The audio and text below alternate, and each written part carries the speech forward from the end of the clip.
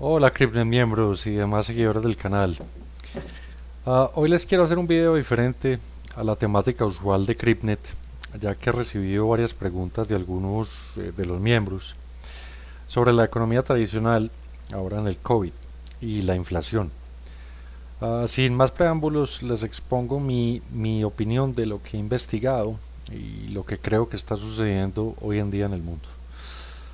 Los precios mundiales de los alimentos subieron un 40% en mayo. ¿Ok?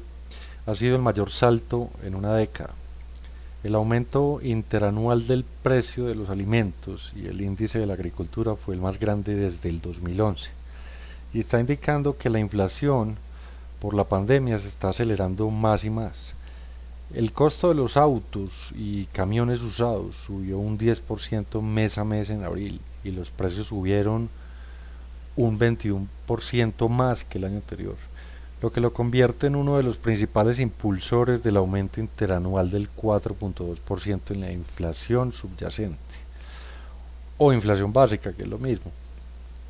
Y esta inflación, claro, excluyendo los alimentos y los precios de la energía, que alcanzaron 3%, añadiendo a esta locura y lo que he explicado en videos anteriores, el hecho de que la inflación se mide utilizando una canasta de bienes y servicios que está destinada a representar lo que la gente compra típicamente según los gobiernos. En este shock pandémico que vivimos, la gente dejó de gastar en ciertos artículos y comenzó a gastar en otros, lo que significa que el cálculo oficial del índice de precios al consumidor subestimó, como siempre, ¿no?, los cambios de precios que la población experimentó en su vida cotidiana durante el último año. Si miras a tu alrededor, y no importa el país donde vivas, puedes ver todo tipo de precios que han subido, ¿no? A través de los últimos años hemos visto una serie de escaseces sorprendentes y una actividad de precios inusual.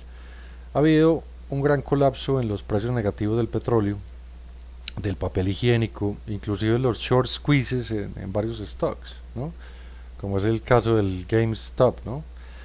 Estamos viendo picos de precios en los salarios y es una locura. Las señales del mercado laboral de Estados Unidos están en conflicto en un grado sin precedentes. Según la Fed, en su filial de San Francisco, que publicó un artículo esta semana que analiza 26 medidas del mercado laboral, el movimiento típico en tándem, que ahora está dando las señales tremendamente divergentes sobre la estabilidad del mercado laboral durante esta recuperación de la pandemia. Las ofertas de trabajo sugieren que los empleadores están luchando por contratar a pesar de que hay 7.6 millones menos de personas trabajando ahora antes de la pandemia. La tasa de empleo de Estados Unidos era del 5.8% en mayo, ¿no?, llevándola por debajo del 6% por primera vez desde el inicio de la pandemia. Como siempre, los gobiernos tratan de disfrazar todo y dan explicaciones para la escasez de mano de obra, que incluyen los cheques de estímulos que podrían desincentivar financieramente la posibilidad de aceptar trabajos de bajos salarios, escuelas cerradas y falta de child care o de cuidado de los niños, manteniendo a los padres en casa y por supuesto el temor constante de contraer el COVID-19, ¿no? Y mientras muchos economistas tradicionales están de acuerdo con los gobiernos que es probable que las presiones inflacionarias serán temporales, también reconocen que la incertidumbre sobre las perspectivas económicas es enorme. Mi concepto es que a medida que la pandemia retrocede, los consumidores están llenos de ahorros e incentivos que pagan varios gobiernos, mientras que las cadenas de suministro se ven tensadas por cuellos de botella. Como maximalista de Bitcoin que soy, estamos viendo un nivel de estímulos en impresión de dinero fiat sin precedentes en los últimos 50 años.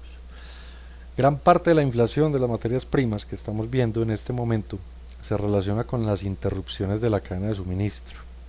Usemos el mercado de la madera como ejemplo. Los árboles o talas y madera son dos cosas diferentes en los mercados de los commodities, ¿no? La tala es la materia prima del bosque y la madera es el producto terminado fabricado, que se ha cortado a medida, se ha secado y está listo para usar como lo que comprarías en Home Depot o cualquier cadena de insumos estas en el mundo, ¿no? Hay muchos árboles, pero alguien necesita cortarlos, ¿no? Transportarlos a un aserradero y procesarlos hasta obtener un producto terminado. La industria de la madera ha estado luchando desde el colapso de la vivienda propia raíz del 2007. Después de 12 años malos, muchos aserraderos cerraron o recortaron su producción y el 2019 fue un año terrible para la industria y no estaban preparados para un repentino aumento de la demanda. En esa crisis el mismo aburrimiento inspiró a algunas personas a arreglar sus casas o construir nuevas. La industria de la madera estaba preparada para una desaceleración, pero en cambio vio un gran aumento en la demanda. Esta tendencia ayudó a impulsar grandes números de ventas en las tiendas de home improvement o todos estos canales televisivos que vemos programas pues de arreglo de casas y todas estas cosas. Encontrar trabajadores de la madera fue un desafío durante la pandemia, no solo por las restricciones COVID relacionadas y las medidas de seguridad, sino también porque mucha gente no quería trabajar en este tipo de trabajos, por los $300 adicionales a la semana que se añadieron a los cheques de desempleo, ¿okay? En Estados Unidos, hasta el 6 de septiembre. Esto puede ser un factor, por supuesto. Los aserraderos en este momento están ganando tanto dinero que pueden pagar más a los trabajadores y los atrajeron de regreso. Ahora toda la cadena maderera está muy difícil. Los camiones y vagones que transportan materiales, los trabajadores, toda la cadena está en dificultades. Un nuevo aserradero hoy es una inversión de más o menos $100 millones y lleva 2 años construirlo. Por eso en el mundo de las materias primas, de los commodities, la oferta siempre va por detrás de la demanda. Nadie quiere hacer una inversión de $100 millones solo para ver que los precios se devuelven a sus niveles anteriores para cuando la nueva instalación esté operando. Los productores deben ver una demanda sostenida antes de realizar una inversión como esta, ¿no? Muchos de los que no estaban ocupados arreglando sus casas fueron a buscar nuevas viviendas y donde no pudieron encontrar casas preexistentes empezaron a construir. La vivienda residencial comienza con una métrica de cuando comienzan los nuevos proyectos de construcción. Han subido consistentemente con una tasa de impacto no vista desde antes de la crisis crediticia. El mercado inmobiliario caliente como está ayudó a calentar el mercado de la madera, ¿okay? Lo que a su vez hizo que los precios de las casas nuevas subieran a pesar de que los precios de la madera agregaran alrededor de $36.000 al precio promedio de una casa americana recién construida. Esto es según la Asociación Nacional de Constructores de Viviendas y les voy a dejar el link sobre este temita. Toll Brothers, una de las mayores constructoras de viviendas que cotizan en bolsa, dijo sobre sus recientes ganancias que están retrasando la puesta a la venta de nuevas casas hasta que se hayan construido al 50% los proyectos que ya iniciaron. No se comprometen con un precio solo para que sus costos se disparen mientras están en el proceso de construcción de las casas. Y bueno, aunque yo insista que dentro de los commodities los precios de la madera son una señal de inflación creciente y una señal de que la economía se está sobrecalentando, realmente no hay tanto que la Reserva Federal pueda hacer con respecto a estos precios. El aumento de las tasas de interés podría disuadir a la gente de construir viviendas, pero también podría disuadir a los productores de madera de hacer inversiones para aumentar su capacidad. Estamos viendo una dinámica similar en la industria automotriz, a la que se ve limitada por la escasez de semiconductores necesarios para construir los automóviles modernos, ¿no? Los de hoy en día. Los inventarios de vehículos alcanzó un mínimo histórico en marzo.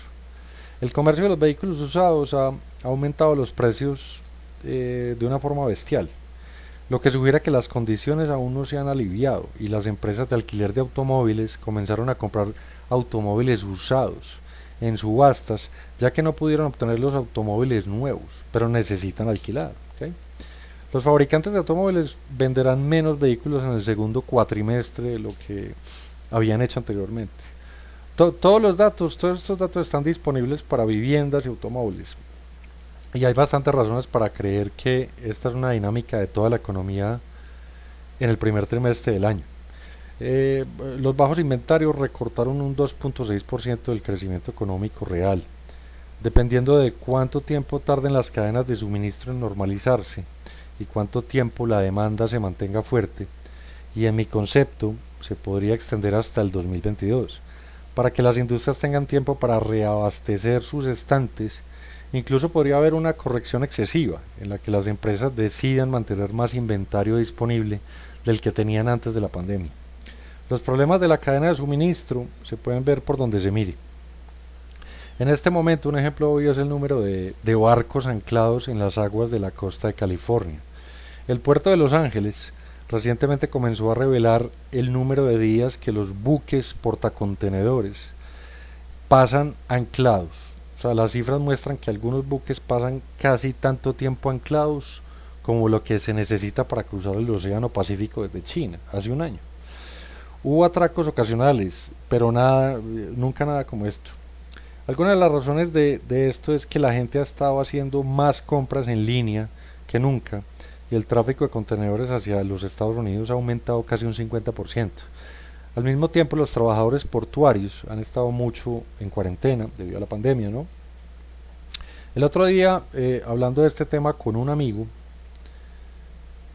estábamos de acuerdo en que el comercio global está ahora mismo en peligro porque un gran barco se atascó en un canal, ¿okay? Lo del Evergreen. Me imagino que habrán leído la noticia o lo habrán visto en redes sociales. De este tamaño está la economía mundial. Los que ya me han escuchado antes saben que estoy en completo desacuerdo con Fiat y el sistema como tal. Pero parte de la inflación que estamos viendo en este momento está impulsada por problemas de este índole. Lo hayamos visto en el mercado de la madera, nuestros productores no estaban preparados para un gran aumento de la demanda que podría aparecer en breve en otras industrias en el próximo mes, ya que la economía se recupera de los pozos de petróleo y los oleoductos que se cerraron hace un año. Necesitarán ser reabiertos, lo cual no es una tarea tan fácil como parece. Los compromisos para el transporte de petróleo generalmente se arreglan con más de un mes de anticipación. Muchos arrendamientos de derecho mineros en los Estados Unidos se pierden por el operador si la producción apaga sus máquinas durante 90 días, lo que significa que podría haber problemas legales en torno a la reanudación de los pozos petroleros existentes.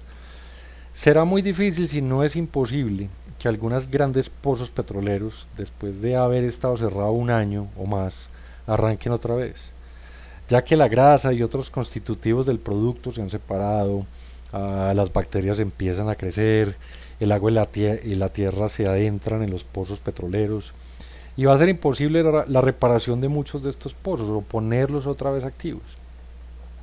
Los productores de petróleo han luchado durante la última década de que los equipos de perforación son viejos y están en mal estado. Tendrán que invertir en nuevos equipos de perforación, que pueden tardar un año en construirse también, para traer nuevo suministro al mercado. Hay signos de inflación en todas partes, y se debe básicamente a las interrupciones de la cadena de suministro. Se observan el índice de precios al consumidor de Estados Unidos y sus componentes en detalle. Estamos viendo exactamente la inflación en las habitaciones de hoteles, las aerolíneas, los automóviles. O sea, ¿qué más se podría esperar en una reapertura de la economía después de que para la rueda comercial mundial? O sea, es una locura. Cabe aclarar que hay otras cosas que están causando la inflación, aparte de las interrupciones de la cadena de suministro, y es que muchas personas sufrieron económicamente durante el último año, pero muchas otras también vieron crecer sus ahorros, ahorraron dinero en sus viajes diarios al trabajo, en ropa, no se fueron de vacaciones, varios factores. Y ahora que la economía se está reabriendo, están dispuestos a gastar en X cantidad de cosas para divertirse, o sea, en cosas insulsas que antiguamente no gastarían. Incluso si eso implica ocasionalmente pagar de más. Pero está bien, la gente está cansada de los encierros sistémicos y nunca hemos tenido una recesión global coordinada como esta, en la que todos los países se ven afectados y luego todos tratan de recuperarse a la vez. Los bancos centrales no están preparados para hacer frente a las desaceleraciones económicas vistas en esta pandemia. Y la transmisión de las políticas monetarias depende en gran medida en el ciclo de la vivienda. Esto se debe a que los precios de las propiedades residenciales son determinantes en importancia en la voluntad del préstamo de los bancos. Los bancos centrales típicamente estimulan la economía durante una desaceleración económica y luego recortan el estímulo a medida que la economía se fortalece. En este momento las economías están tratando de recuperar de un gran shock, ¿no? A medida que se implementan las vacunas. Lo que nos dicen las noticias es que el Congreso y la Fed trabajan juntos para combatir los efectos económicos negativos de la pandemia, con una combinación sin precedentes de gasto fiscal, con una tasa de interés cercana a cero y programas de préstamos subsidiados en enfocar esfuerzos diseñados para ayudar a las empresas, mantener a los trabajadores en las nóminas, aliviar el impacto de los despidos y mantener un flujo de gastos de los consumidores. Pero yo y muchísimos críticos argumentamos que la impresión de dinero para impulsar la economía es contraproducente y causa mucho más inflación en este momento. Los bancos están llenos de reservas y con el tiempo podrían ingresar a la economía a través de créditos y préstamos, mientras que una oferta monetaria expandida podría sentar las bases para mucha más inflación todavía. La interrupción de datos de la relación entre la oferta monetaria M2 y la inflación es absurdo. Yo ya lo he hablado en videos anteriores, porque esto le permite a los gobiernos manipular las tasas para buscar los balances de los bancos centrales y la creación de dinero, pero la liquidez adicional simplemente se va a sentar en el sistema bancario. Y en una economía se conoce como la velocidad de dinero. Esta velocidad se va a ralentizar en la economía de las corporaciones y de las familias. La gente va a ahorrar más de cada dólar que ganan. Toda esta creación de dinero se va a traducir en un aumento de préstamos y gastos, y los participantes del mercado no van a estar dispuestos a gastar los dólares adicionales. El efecto simplemente permanecerá inactivo sin contribuir al PIB, al Producto Interno Bruto. Y esto va a crear serios problemas entre la producción real de la economía y su expresión de producción potencial máxima. Las expectativas de inflación permanecen silenciadas y esto huele mal por parte de los gobiernos. Hay un libro que recientemente terminé, se llama The Great Demographic Reversal. Se los dejo en los comentarios del video el link por si les interesa. Fue catalogado como el mejor libro de economía del 2020. El autor dice que se puede esperar que los cambios demográficos recientes sean inflacionistas en el futuro para los seres humanos. Argumenta que debería esperarse una presión al alza sobre los precios, incluso sin que tengan en cuenta el estímulo adicional, porque una población que envejece, compuesta por más jubilados, consume más y produce menos. Más personas gastan y menos personas producen. Es un escenario totalmente inflacionario y creo que es muy acertado en este tema. En resumen, gente, la inflación como tal es un cáncer, siempre lo he dicho, y los gobiernos desde siempre han tratado de disimularla, pero el sistema monetario fiat es fallido por donde lo miren. Y gran parte de la inflación que estamos viendo en este momento se debe a las interrupciones de las cadenas de suministro, como les dije. Y si la Reserva Federal retirara el estímulo, no haría tampoco nada para reiniciar el proceso de los pozos de petróleo o fabricar nuevos semiconductores, y esto sería el acabose definitivo de la economía como la conocemos. Perdón. Goldman Sachs predice una inflación subyacente del 3.6% este año, para empezar el próximo con un 3.5%.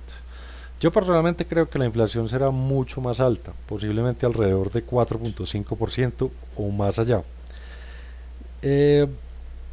Porque no podemos pintar el panorama de todos los precios con un solo pincel como hace siempre la Fed. ¿Okay? Eso es lo que creo que va a pasar. Bueno, gente, sobra decir que en CryptNet estamos 100% comprometidos con el mundo cripto, que no es inflacionario, afortunadamente.